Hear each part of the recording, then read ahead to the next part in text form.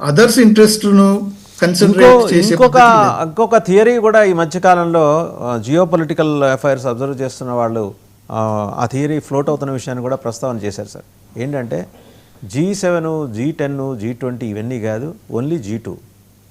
అయితే నువ్వు లేకపోతే నేను, లేకపోతే మన ఇద్దరం, అమెరికా చైనా. సో అమెరికా తెగబడింది వెనిజులా మీద. చైనా అనుకుంది ఇందాక మీరు అన్నట్టు, ఆయన అన్న why not China, it is up to them అన్నాడు కదా, అందుకని చైనా ఇప్పుడు తెగబడుతోంది. మనం కూడా తెగబడచ్చా అట్లాగా పాకిస్తాన్ మీద?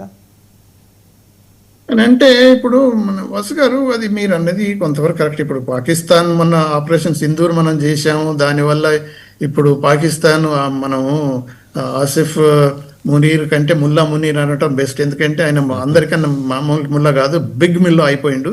కానీ పోయి ట్రంప్ ల్యాప్లో కూర్చున్నాడు. ఇప్పుడు ఎందుకు కూర్చున్నాడు అంటే పర్సనల్గా ట్రంప్ ఫ్యామిలీ బిజినెస్ గురించి మొత్తం ఓపెన్ డోర్ పాలసీగా మీరు ఏమన్నా తీసుకోండి మా దగ్గర నుంచి, మినరల్స్ ఏంటి, ఇది క్రిప్టో కరెన్సీలు ఏంటి, ఏదంటే అది మీకు ఇచ్చేస్తాం, మీరు మాకు ప్రొటెక్షన్ ఇవ్వాలి.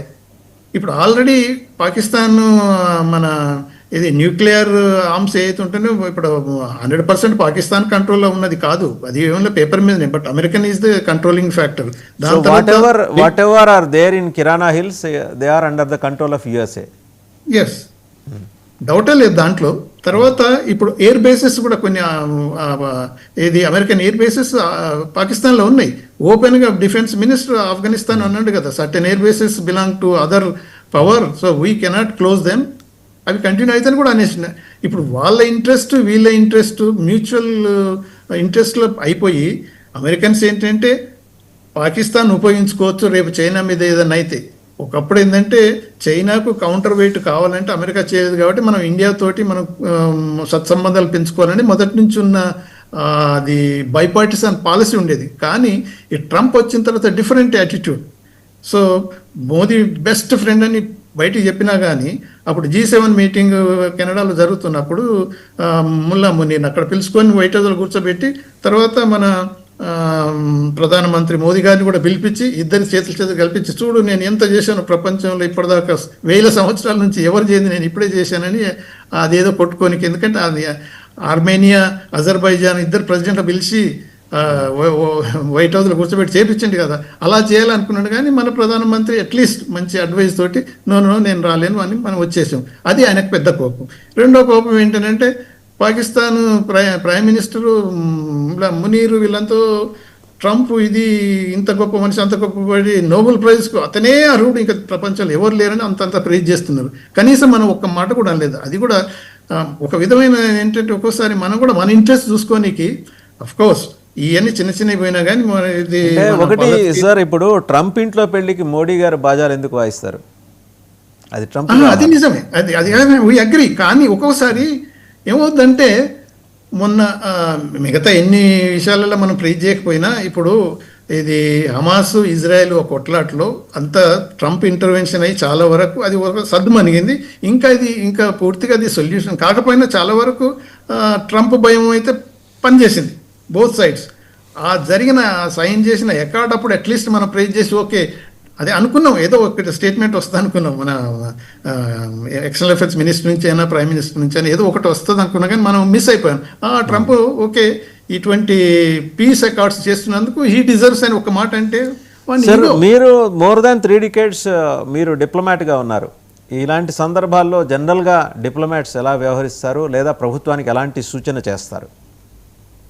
ఇప్పుడు మీరు అన్నదే చెప్తున్నా, ఆ అకేషన్లో ఐ యాంటిసిపేటెడ్. ఎందుకంటే ఇప్పుడు మనకు పర్మనెంట్గా there are no permanent friends or permanent enemies in the whatever diplomacy. Only the permanent is the national or country interest. మన ఇంట్రెస్ట్ ఎలా సర్వ్ అవుతున్నది అనేది ఇది ఒక విధమైన దెబ్బ తలగకుండా.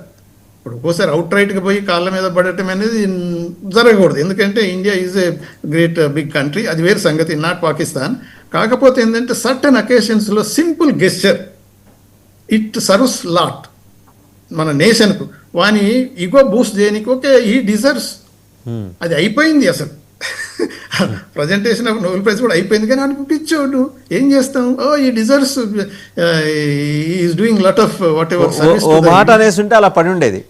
కరెక్ట్, అది దానివల్ల మనకు పోయింది. మనం అది షహబాజ్ షరీఫ్ పోయి ఏది ఇజ్రాయెల్కు పోయి లేకపోతే ఇంకెక్కడికో పోయి ట్రంప్ డబ్బా కొట్టి ఘోరం, అది అలా చేయలేం. కానీ at least we have to seize అంటే some occasion at least for the interest of the country. అది జరగలేదు, మిస్ అయిపోయాం. సరే ఎనీవే, అది అపార్ట్ ఫ్రమ్ ఇట్.